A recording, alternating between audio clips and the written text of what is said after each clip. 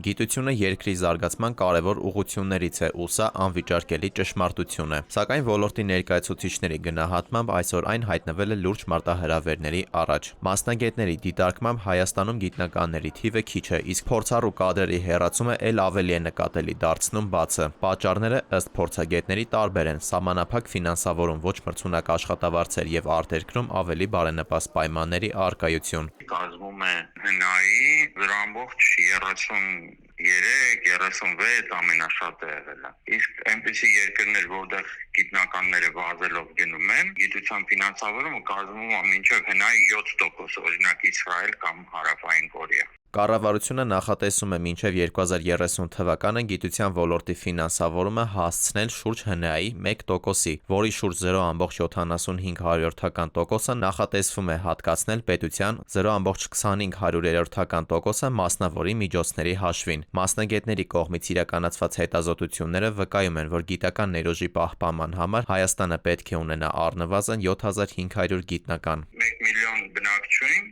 հասնում է 1400 գիտնական Հայաստան։ Նույն թիվը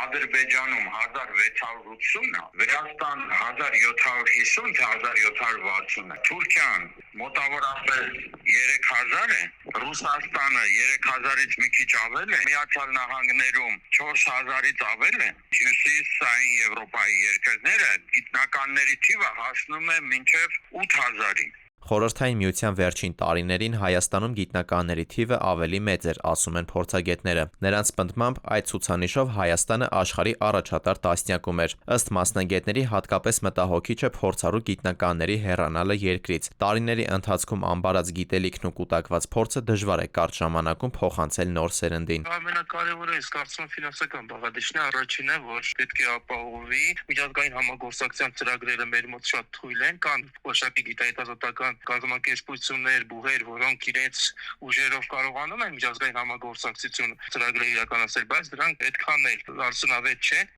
Ոլորտի խնդիրների լուծումը ըստ փորձագետների պահանջում է համալիր մոտեցում, ֆինանսավորման ավելացում, մրցունակ աշխատավարձեր, երիտասարդ գիտնականների համար զարգացման հստակ հնարավորություններ, ժամանակակից գիտահետազոտական միջավայր եւ այնպիսի քաղաքականություն, որը թույլ կտա ոչ միայն պահպանել գործող մասնագետներին, այլև վերադարձնել գիտությամբ զբաղվելու նկատմամբ հետաքրքրությունը։ Դավիթ Թադևոսյան, ժամը լրատվական։